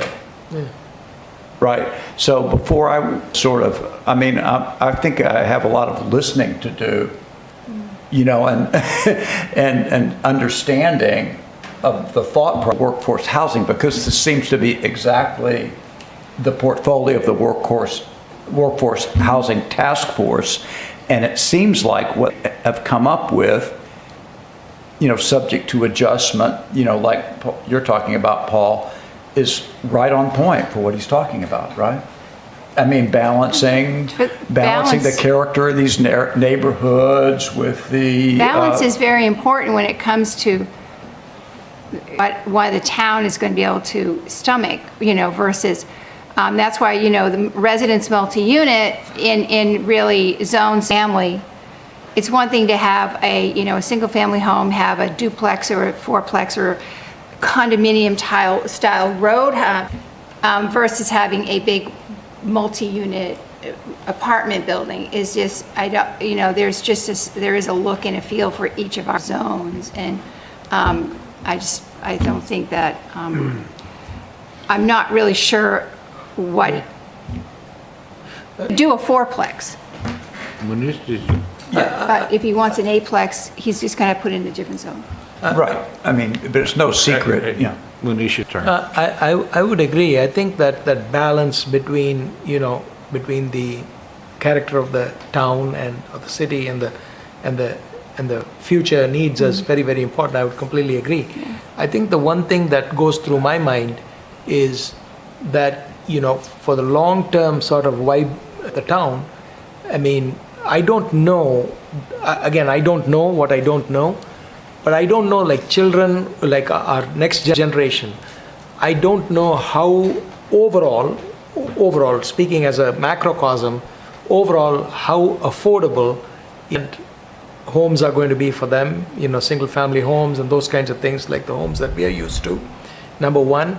Or second thing, how motivated, even if they're affordable, to have that kind of thing, because, for them, it's not something that they're interested in. Yeah. So if that's kind of the sort of the mind of the next generation, which I don't know, but that's just kind of how I'm seeing it, then if the town doesn't sort of accommodate that in some ways, then they'll be moving away to a different town, and then we may lose our vibrancy, not next year, but in 10 or 15 years. Yeah. And then, when I read his email, I heard the word supply quite a bit. And for me, this is a supply and demand issue. And this, if you throttle the available supply for housing, this demographic, let's call them workforce, although I kind of think housing's housing, it's just, living in there. I'm not sure we need to call out senior housing and student housing and workforce housing and all of this. It's housing, but the difficult thing is that there's very limited supply for a certain type of housing for a whole bunch of people that are not going to live in single-family homes on either conservation subdivisions or large acres. And then I also see him talking about downtown quite a bit, and even things in downtown where I think, limit things to just 2 bedrooms. That then introduce, as we heard several months ago, additional hurdles for someone trying to build out something. So I heard supply and demand quite a bit, and I heard the ability to provide additional supply. I think additional supply will come online as student rentals kind of diminish, but I'm not sure how much that's going to sort of equalize the cost issue that's here. And to the earlier point, there's an awful lot of supply right now going into sort of a 55 and over cohort.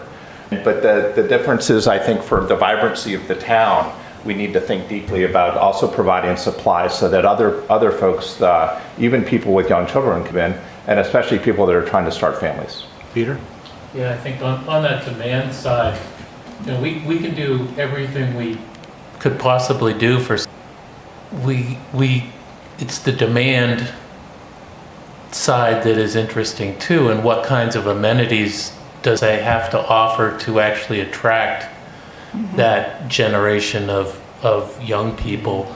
And right now we're competing with Dover, Newmarket to some extent for that demographic, and all three of those places have much more vibe than we have. So it's a chicken and egg thing to a certain extent. You know, even if we have the supply and UNH starts saying, well, you have to live on campus through your junior, you know, and puts another ding in the rental market, or, you know, we still, what's going to attract them here versus the other communities around that may have a more attractive, shall we say, lifestyle associated with that housing. Just one point on that, and the amazing thing is you have a 5,000 seat stadium right there that has a top class, world class. You have a tremendous library right across the street. You have a train. If you have access. Yeah. You have a train station. You know, so at least in the South, and folks my age are really looking to return to, say, Athens, Georgia, because you have bands, you have stadiums, you have library, you have all of the things that we have. You just need to provide a facility and ability for people to sort of live there. I completely, with what Peter just said, you know, fully agree that, you know, to attract community, you have to have some vibrancy in the downtown, so on and so forth. The only thing that I wonder is, to me, it's a catch-22 kind of thing, because to me, if I'm a business owner, and if I have a business, whatever, restaurant or a bookstore or whatever it is, in Dover, and then all of a sudden the vibrancy in the population in Durham starts increasing, population constitutes kind of my target market, then all of a sudden I'm going to say, hey, I don't know why I'm running my bookstore restaurant in Dover. Durham's a better place. So it might attract businesses. You know, again, I don't know if the businesses come first and then and humanity comes, or if the humanity comes first and then the businesses come. So to me, it's a little bit of a catch-22. And my perspective is, if we start getting people, then it'll attract more businesses. And that was the whole purpose behind the council's request to the Housing Task Force to come with how to stimulate housing in the downtown. And a lot of things that some people missed, or one thing that a lot of people missed, was that it wasn't just changing in the zoning would make it viable to build, not just housing units, but new updates. And if you walk downtown and you get into the most of the retail space that's down there, it is old, it is outdated. We're talking about a rental, figure that includes a triple net, and they are paying for replaces of this. They are paying for everything as the renter. So it's very expensive, and it's in Porsche. So you have to be able to afford and meet the bottom line to redevelop those, to create the kind of retail space that another business from outside would want to actually take over.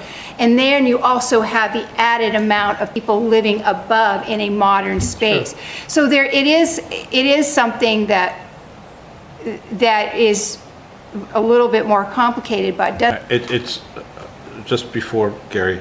It's been a good discussion. I don't know how much longer we want to go tonight, because it wasn't really on the agenda. we also consider it a sort of a preparatory thing for what the Housing Task Force is going to be bringing us next month, most likely. I'm thinking it might be late November, one of those. Gary? I withdraw my comment that I was about to make.